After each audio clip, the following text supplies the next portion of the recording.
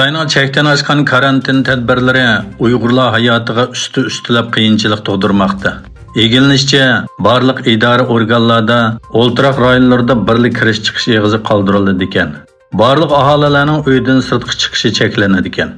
Xiloflik qiluvchilar tutib turildi ekan. Erkin Osiyo radiosining xabar qilishicha, bu kunlarda G'o'lji noyisining mazar, Do'ngmazar uchun yezlarda mahalliy kadrlari soqchilar bilan birlikda mahalliy tekshirish elib berib, qamal tuzumlarining amillashishini ko'zdan kechirmoqda ekan.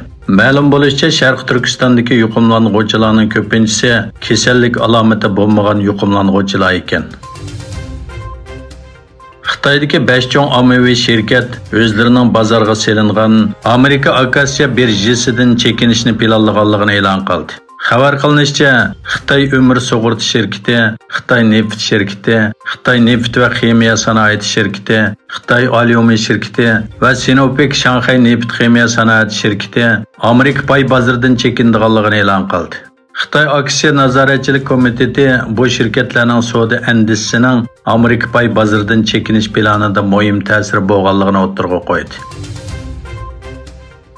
Xitoyning Moskvada turishliq bosh elchisi Jang Xanxuy Ukraina krizisining asosli kuch-kurtkachisi deb atagan Amerikaning o'xshash taktikalarni ishlatib, Ukraina va Tayvandagi to'qinishga qudratlilik qilish bilan aybladi.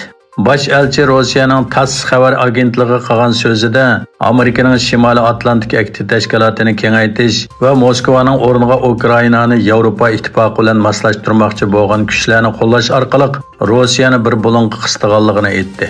Jang Xitoy-Rossiya munosabatining tarixdagi eng yaxshi davrga qadam qo'yganligini ta'kidlab, ikki davlat munosabatining o'zaro ishonish, o'zaro ta'sir ko'rsatish va strategik ahamiyatga ega eng yuqori saviyani o'z ichiga olganligini bayon qildi.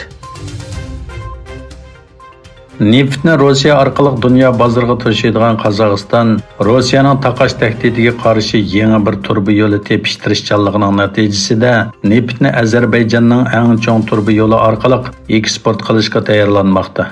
Reuters agentligining xabariga qaraganda, Qozog'istonning xom neft eksporti dunyodagi ta'minlashning taxminan 1% ni egallaydi ekan. Kuniga 1.400.000 silindr atrofida ekan. Angliya hukumati misli ko'rilmagan yuqori temperatura va tuvan ho'l yig'in ko'rilgandan keyin e'lon qilingan bayonotida rasmiy qurg'oqchilik e'lon qildi. Suv krizisi sababidan fuqarolar bozorga to'plangan vaqtda potilkalik suv setishga cheklama qo'yildi. Angliyada eng oxirgi qurg'oqchilik 2018 yil yozda va ilgari 2011 yil yozda e'lon qilingan bo'lib, bu yil 7-oyda 1935 yildan buyon tunji qitim havo temperaturasi 40 selsiya gradusdan yuqori bo'lgan.